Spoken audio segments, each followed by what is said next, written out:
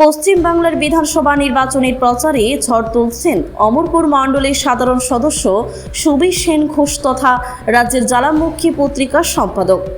মাসখানেক ধরে সুবীর সেন ঘোষ উত্তরবঙ্গের মুর্শিদাবাদ জেলার ৬৪ নং মুর্শিদাবাদ বিধানসভা কেন্দ্রে বিজেপি প্রার্থী গৌরীশঙ্কর ঘোষের সমর্থনে গোটা বিধানসভার ক্ষেত্রে ভোট প্রচারে তীব্র প্রচার সংগঠিত করে চলেছেন।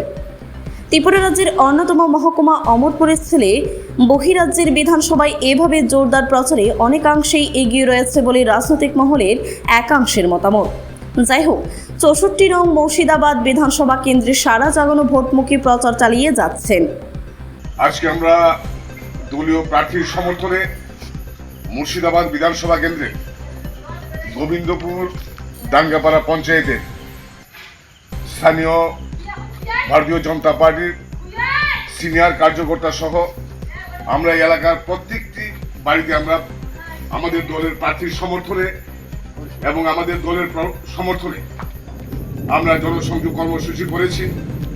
এই রাজ্যে একটা সময় মার্ক্সবাদী কমিউনিস্ট পার্টির অপশাসন থেকে মানুষ যে আশা এবং আকাঙ্ক্ষা নিয়ে তৃণমূল কংগ্রেসকে শাসন ক্ষমতায় অর্পণ করেছিল, কিন্তু এই গ্রাম বাংলা পশ্চিম বাংলার মানুষ দীর্ঘ ১৫ বছরে তাদের তিক্ত অভিজ্ঞতায় আবার একটা নূতন সূর্যোদয়ের অপেক্ষা করছে। পশ্চিমবাংলায় আগামী ২৩শে এপ্রিল এবং ২৯শে এপ্রিল ২ দফায় নির্বাচন হচ্ছে। মুর্শিদাবাদ সহ উত্তরবঙ্গের ১৫১টা কেন্দ্রে ওই দিন নির্বাচন।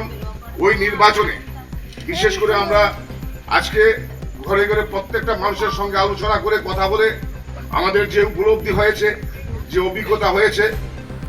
ব্যুরো রিপোর্ট, খবর জনস্বার্থে।